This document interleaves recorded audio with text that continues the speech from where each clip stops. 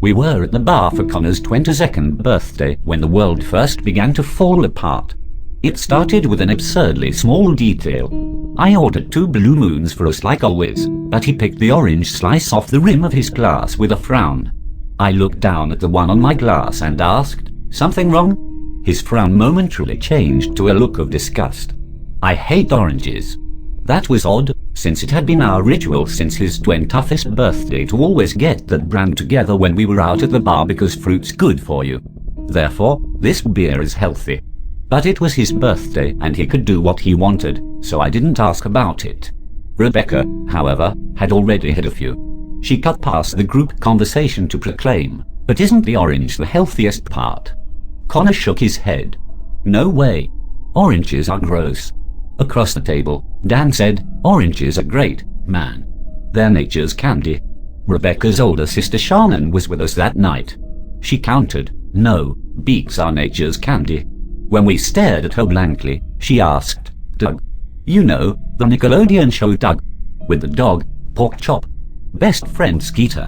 Everyone in that world loved beets."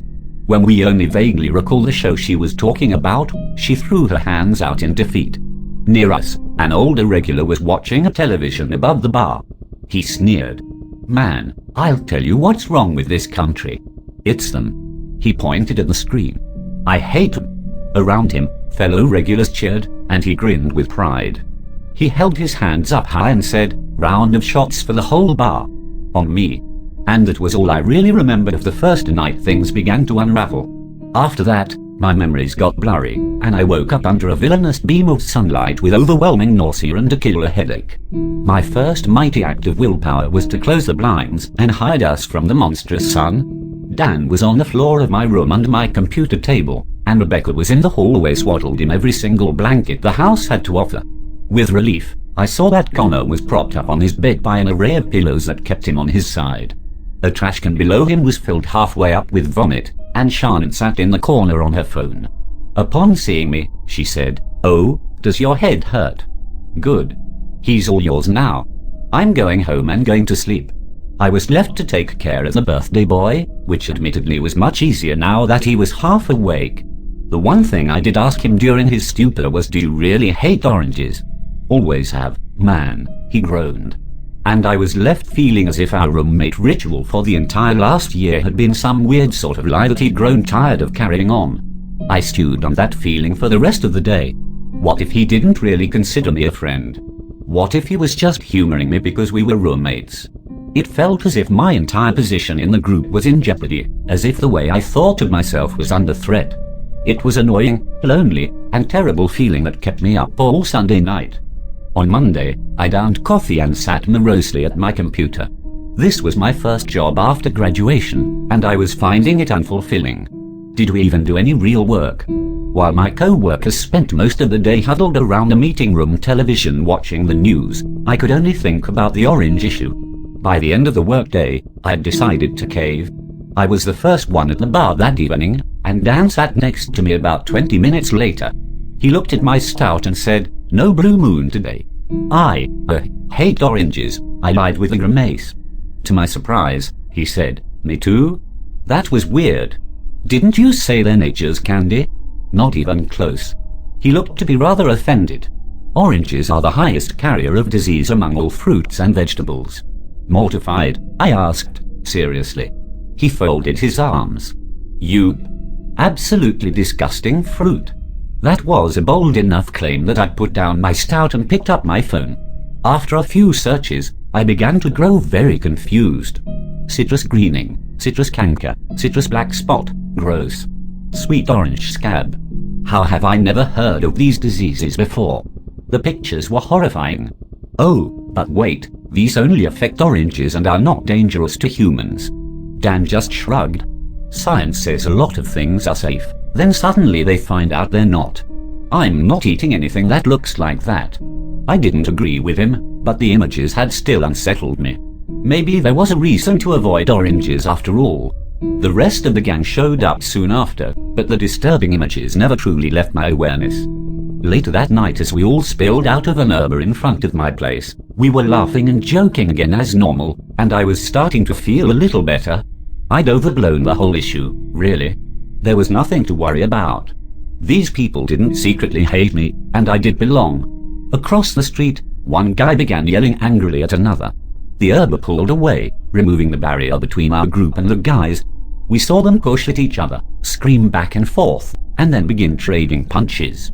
This was a nice college-rich neighborhood where nothing of the sort had ever happened before. What were they thinking? We stared until they noticed us. Abruptly, they stalked off and returned to their separate houses next to each other. They were neighbors. How ridiculous, Connor said with a laugh before leading us inside. We'll have to make sure not to invite them over next time we have a party. He didn't seem to be in any sort of deceptive or bad mood, so, once we were all sitting around the kitchen table drinking water, I took the opportunity to ask him about what had been bothering me. Yeah, I do hate oranges, he told me. You'll never catch me eating the damn things. They're like the biggest carrier of disease among all fruits and vegetables. Never. I joked. What about the last year of us getting blue moons? He tilted his head at that. I never get that beer. It comes with an orange slice, and I hate oranges. That was when it finally occurred to me that something was seriously wrong either with my memory or with the world. No longer smiling, I said, we've been getting that beer every time we go out since your birthday last year, when that hot girl that night thought your joke about it being healthy was hilarious. His expression darkened. That never happened. I don't drink Blue Moon. That's how I remember it, I insisted flatly. Then your memory's messed up, he retorted, growing strangely angry. He balled up a fist between us. I never drink that shit. I never have. You stop saying that shit now. Oranges are disgusting. Rebecca and Dan watched us in awkward silence. I figured I had one more back and forth within the bounds of politeness. I decided to make it count. Dan, you remember us getting the orange slices with our beer, don't you? Dan stiffened in his chair. Oh, don't bring me into this. I hate oranges too, always have. I wouldn't hang out with people who didn't. I stared at him. What? What the hell does that mean? Since when is this such a big deal? I turned to Rebecca. You remember, don't you? That whole exchange with your sister about oranges versus beets on Saturday night. She kept her eyes on her water and did not reply. Connor stood and approached me with menace. Look man, you've been a good friend for a long time, but you're gonna have to cut this shit out if you wanna keep hanging with us. Was he serious? How could he possibly be serious? I looked to Rebecca and Dan, but neither one met my confused gaze. I was just joking, I finally told Connor. You know, messing with you guys. His face immediately lit up. Oh, damn, you got me good. Ah, yeah, I laughed with him, secretly terrified. Rebecca and Dan finally looked up, relieved, and the mood immediately went back to happy and carefree. I hung out and pretended to be normal until everyone finally went to bed, Rebecca in her room downstairs, and Dan and Connor in the hallway next to my room before I finally had a chance to investigate. For the first time in months, I closed and locked my door. The wonderful atmosphere that our house full of friends had started with was now one of fear and suspicion. I sat in the dark in front of my computer and began to scour the internet in search of answers. I'd seen enough science fiction to hazard a few guesses. Was I in the wrong reality somehow? Was my timeline changing for some reason? I didn't know enough particulars about history to see if anything was different on Wikipedia. No. This was my room. My credit card worked, and my social security number was correct. If reality or time had changed in even the slightest way, those randomly generated numbers would have been different. This was my world just changing for some reason. And because of that small and utterly inconsequential change, my home life and friends group were on the line. Was I going crazy? The only conclusion left was that I was the problem. Something was wrong with my memory or belief that had left me at odds with those I cared about. Just then, as I sat in the dark, I heard my doorknob turn and failed to open, since I'd locked it. Someone had just tried to come into my room. And something told me it wasn't for cuddling. It had been a subtle and stealthy attempt. On a horrified hunch, I quickly and quietly opened my window and slid out into the night. 5 houses down, I saw a roof ablaze if someone's house was on fire. What the hell was happening? But I couldn't worry about that at that particular moment. Peering in another window, I saw a silhouette of darker darkness move near a gleam of metal. Someone had just tried to come into my room with a knife.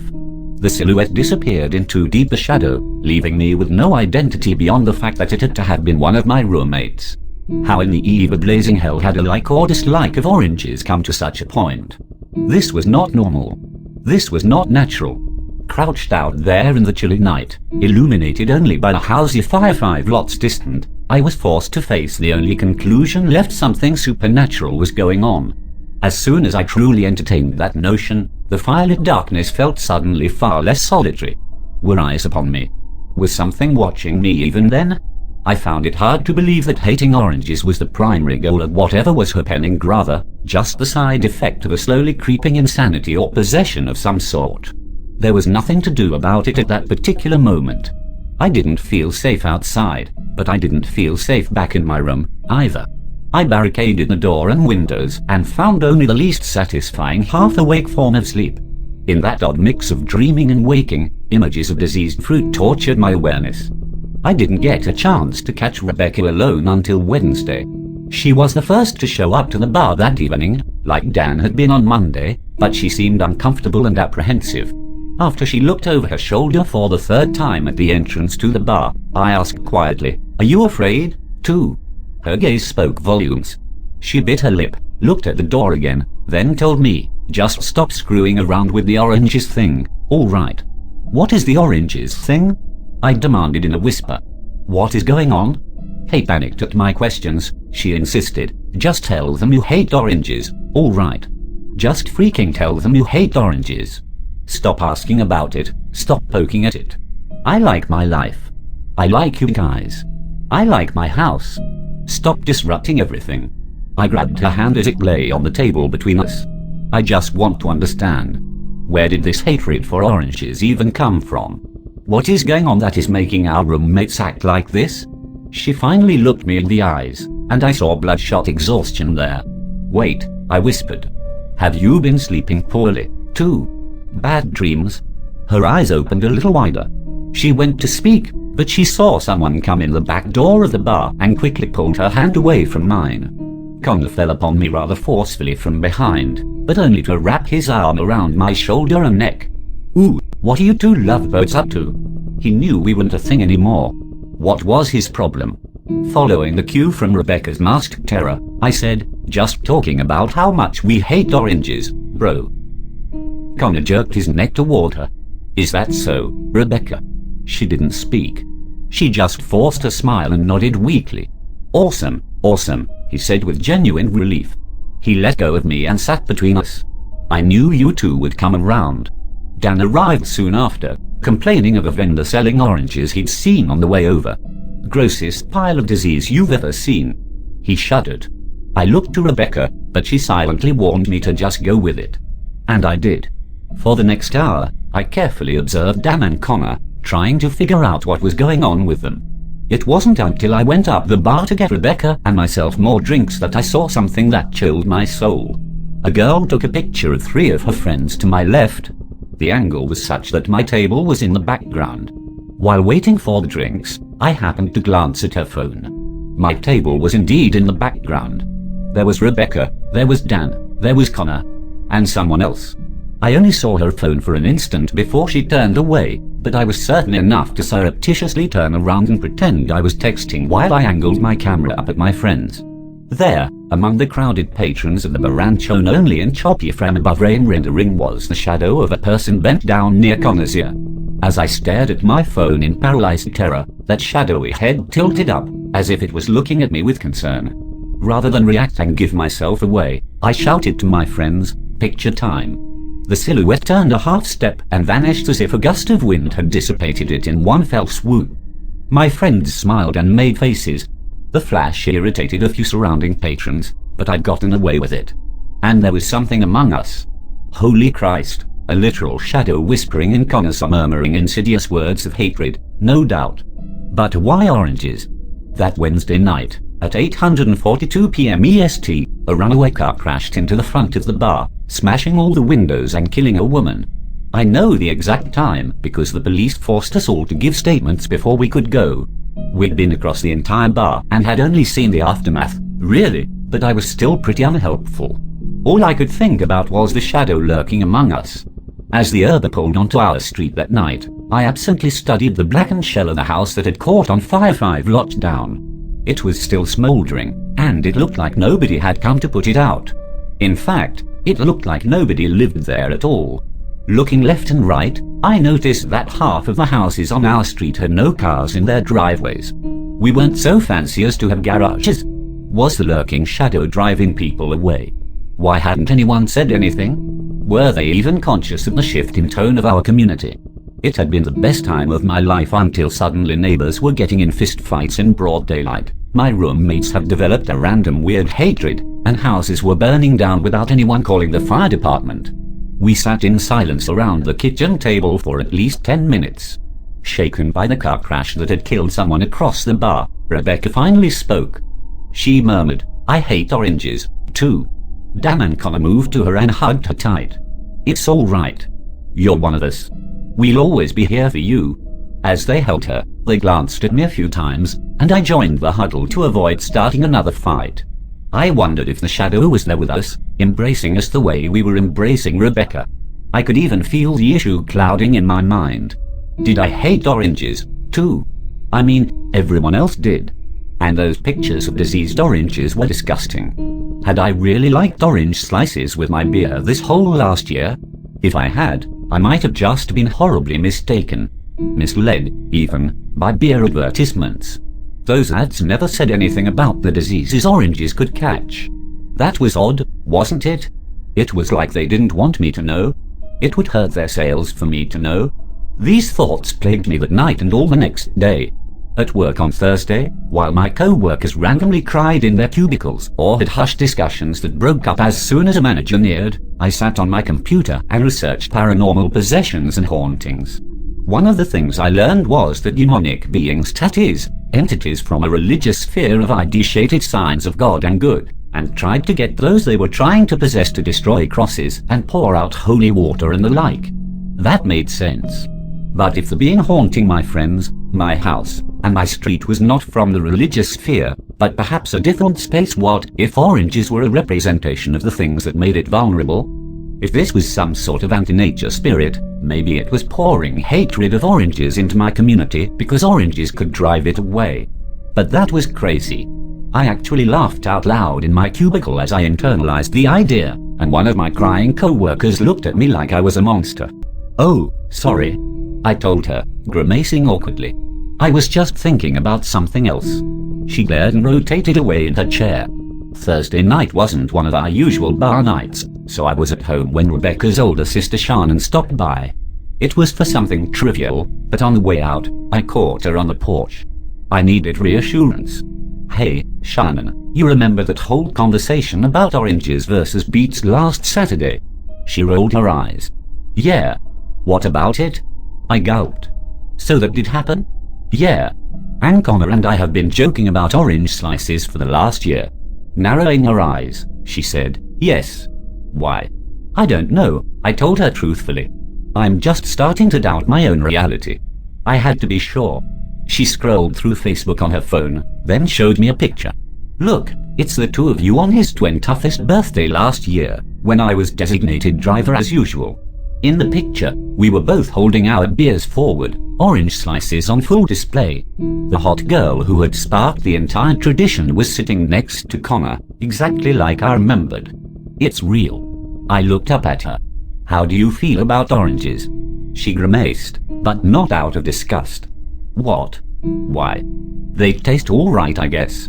"Seriously, what's your opinion on oranges, beyond just whether you personally like their taste?" "Neutral," she replied. "I literally don't care. Why would anyone have an opinion on oranges unless they're like a botanist or a farmer or something?" That was an incredible point, actually. I wish I knew. As she turned to leave, we began to hear a commotion at the end of the street closer to campus. We were only a few blocks away from campus, and still close enough that street vendors often passed this way. When I saw an older man pushing a cart of oranges being surrounded by a group of my peers shouting profanities, I knew exactly what was happening. And I could see Dan and Connor among them. Rebecca came out onto the porch at hearing the violent shouting, and the three of us stood staring as the mob began to push at the unfortunate cart owner. We started running toward the fray after Dan sent a wild punch and the man fell. The mob was screaming with furious bloodlust and stomping en masse by the time we got there. But the cart owner was fine, if shaken. The mob was stomping his oranges. It was some eerie otherworldly version of a group murder. Bits of orange peel flew this way and that with the force of the stomping below, and fruit juice splattered across clothes in every direction. The gore would have been vomit-inducing had it been human. As it was, I was still mortified by what was happening. These people, my friends and neighbors, had become rabid animals full of irrational hate.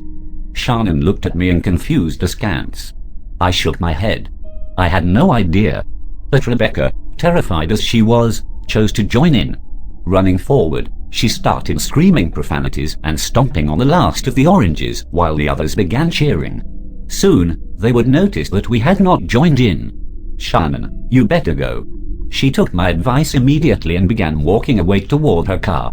Covered in the Jay's blood of his victims, Connor glared at me with the eyes of a devil. "Why aren't you helping?" "I got here too late," I lied lamely. Dan, his gaze red with anger, fixated on me as well. "There's one left." He held his arms out. "Everybody leave that one." He pointed down. "Come on." I needed to buy time for Shannon to escape, but I also knew I had to live with and sleep with other people. The thought of that silhouette with a knife promised no good end for anyone that defied the group. It might have been the shadow itself that had picked up the Fabu. It also might not have been. The cart owner looked at me in terror from down on the sidewalk as I approached his last orange. "Please, no. Why you do this? Why you do this? I just sell orange. Please no." I closed my eyes and stomped. The orange splattered under my shoe, and arms grasped me from every angle as my neighbors jeered and cheered. I opened my eyes and shook with shame as the cart owner got up and ran off. Dan lit a match and set the wooden cart on fire while the others began dancing. I had no choice but to dance with them. They wouldn't let go of me. They shook me and made me chant with them and tested me constantly to make sure I wasn't faking. To get through it, I had to temporarily convince myself they were right and that oranges were an abomination. To get through it, I had to give up part of myself, and, after, I returned to my room, locked the door, and sat crying under my computer table. But then, I got angry. I got mad. I was not going to let my community be consumed by this madness. The entity whispering in our ears would pay. I was a man, goddamn it, no longer a boy, and I didn't have to grin and bear it. These people weren't my parents. I got in my car and drove the way the cart owner had gone. I found him 5 blocks down, forlorn and sitting at a city bus stop. He began to panic as he saw me, but I held up my hands peacefully and asked him a question that immediately changed his mood. I didn't make enough to save any money, but I had a credit card. I bought the entire rest of his inventory and took it all home with me. When the crates didn't fit, I just plain dumped the oranges in my trunk and backseat. My car would smell like fruit for months, I was sure, but it had to be done. When Dan got home that night, I caught him behind the front door and held a knife to his throat. "Sit down," I directed, tying him up on a chair in the kitchen. He shouted when Connor got home, but it was too late. I put Connor in a chair, too, and tied him up. Then, I stuffed clean socks in their mouths so they wouldn't warn Rebecca. I didn't grab her. I didn't tie her up. I simply held the knife and said, "Sit." She nervously took the third chair. I'd thrown the oranges from my car all about the kitchen. They were on the table, on the floor, and in the sink. I picked one at random, peeled the skin off, and held it in front of Connor. "Eat it." "Why don't you make me?" He spat. "I won't," I told him. "But I also won't let you out of this chair until you take a bite of the goddamn orange. They're disgusting. We used to eat them all the time." That didn't happen. It did. I showed him the picture on my phone of his birthday the year before. He frowned. "Is that photoshopped?" "It happened." I screamed in his face. "Eat the orange." He pulled his head away. "They're the highest carriers of disease among all." Yes, I know the sound bite," I yelled. "It's wrong. Those diseases aren't dangerous to humans, and this orange isn't diseased. Eat the orange." "But we hate oranges," Connor insisted, indignant. "Right, guys. Dan bit down on the sock in his mouth. MMHMM. Connor looked to Rebecca. About to cry, she hid her face and did not respond. Connor seemed more shaken after that. After gulping down hesitation, he warily took a bite from the orange. He blinked. Oh, it's fine. Dan seemed surprised, and Rebecca just cried harder. I pulled the sock out of Dan's mouth and held the other side of the orange. Try it. If you hate it, that's fine. I'll let you go either way. Just try it. Seeing Connor break, Dan hesitantly tried a bite, and then pushed back in his chair. That doesn't taste like I remember. I swear it used to have a horrible antiseptic taste. No, I told him. Our heads are being messed with. We just attacked a street vendor and stomped on his oranges because we've been worked up in a frenzy of hate. Does that make any sense to you objectively? Blinking as if waking up from a dream, Dan began to look horrified. Oh my God, we did do that, didn't we? What were we thinking? Connor looked up at me with the same guilt. Oh man, he cut off as his eyes jumped to something behind me. That warning gave me just enough time to shift to the side. The knife went into my left shoulder, and I slipped on rolling oranges and fell to the floor on top of a splatter of my own blood. Above me, I could see a knife dripping with Dan, the shadow of a man beyond it. Its hollow eyes were red. Dan and Connor began screaming and fighting their bonds as the shadow stepped near, but I tied them in too well. The shadow's red eyes moved from me to their squirming bodies, as if it was deciding which of us to kill first. What do you want? I screamed at it. What the fuck do you want? Those red eyes swung to me and seemed to bore into my soul. A sinister chill raked across my senses as it whispered, "Buy lemons." I stared. Buy lemons? I hesitated. Why would you even care about that? I don't, it rasped, bringing the knife nearer. It is simply what my master wishes. It couldn't be so absurd as that, could it? Had some lemon farming company hired a demon worshipper and summoned an entity from beyond our world just for profit? Had they brought the incarnation of hate among us just to make money? But it was that simple. It had always been that simple. Why else would anyone do anything? It moved to stab. Maybe Rebecca leapt against it, and a piece of the shadow tore out where she passed. It screamed in pain, dropped the bloody knife, and grasped at the hole she'd made. Darkness sifted out of its wounds like black sand falling from a sideways hourglass. It flared its red eyes, hissed venom, and vanished. It had gone. The demon that had been among us and whispering in our ears all week had gone. We all remained frozen in shock for 30 seconds before Dan snapped out of it and said loudly, "Will someone please untie me already?" We did, and then we patched up my arm. As a group, we didn't know what else to do, so we went and sat at our regular table at the bar. It was early on a Thursday, so few other people were there. We didn't get blue moons, but not because we hated oranges. No, our house was full of hundreds of the fruit, and would smell forever. I can't believe it almost got us to go from loving oranges to hating them in less than a week, Connor murmured sadly, crouched over his drink. I shook my head. I even doubted myself there for a minute. Did things I'm not proud of. Dan looked up at us. What even hurt it? Why did a being made of hate get wounded by Rebecca just moving through it? She looked at me. I looked at her. We both looked back down at our beers. She hadn't just moved through it. She'd jumped at it because of me. We both knew the answer, but that was private. Near us, an older regular was watching a television above the bar. He sneered. "Man, I'll tell you what's wrong with this country. I hate..." The four of us shouted in unison. He jumped in his chair and looked over at us. "Don't," I told him calmly and sadly. "Please. Just don't." He watched us for a moment, then, subtly embarrassed, he gave a slow haunted nod and turned back to his drink.